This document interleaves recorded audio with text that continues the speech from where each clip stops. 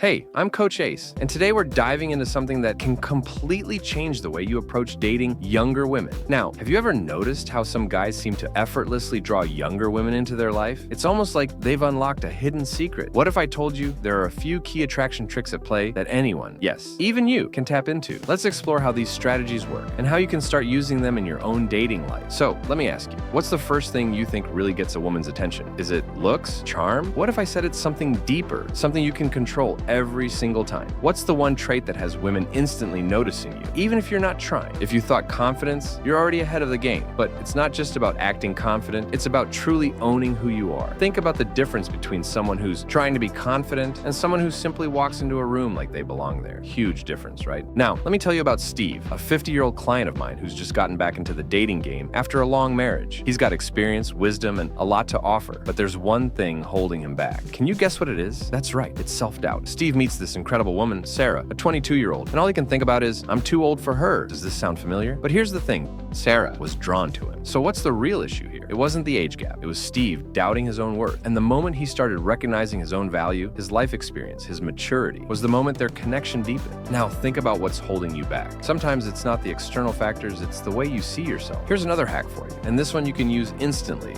and start seeing results. Imagine you're in a conversation with a woman. What's a small tweak that can make the whole interaction feel a little more personal, a little more connected? Here's a clue. It's something we've all loved hearing since we were kids. Yep, it's her name. Have you ever noticed how using someone's name can make them light up? This has been proven scientifically. But what happens when you add a playful nickname into the mix? Suddenly, you're not just talking. You're creating an inside joke, something only the two of you share. For example, a nickname like Sunshine says, I see you, and I'm confident enough to be playful. But here's the key. When you use it just right, it plants the idea that you're different. And trust me, she'll notice. Let me share a quick story to illustrate just how powerful this can be. I was out with a girl getting drinks, and we ended up at a playground. Yes, a playground. It's actually a lot more fun than it sounds, and I highly recommend trying it. Anyway, we were running around, having a blast, and eventually we found ourselves curled up in one of those tube slides. She was all twisted up in the slide while we were making out, and I happened to lick the side of her face. Don't ask why. I had one too many drinks. Turns out, she tasted a little salty. I looked at her and said, you taste kind of salty. I'm calling you Pretzel from now on. Because she was literally twisted up in that slide like a pretzel. She loved it. From that moment on, Pretzel became our little inside joke. Anytime I'd call her that, it'd bring back that memory, that moment of fun and connection. That's the beauty of nicknames and inside jokes. They create a unique bond that's just between the two of you. It turns a simple moment into something memorable, something that deepens the connection. And here's the secret. Women love it when you can create these personal moments. It shows you're paying attention, that you're engaged in the experience, and that you're playful enough to build that connection effortlessly. Now for the next hack, think about the usual questions we ask on dates. What do you do? Where are you from? Not bad, but here's something to think about. Are you just asking for the sake of conversation, or are you really getting her to open up? What if you could flip that script and make her work a little harder to impress you? Instead of fishing for the same old responses, how about asking, why is that your passion? Or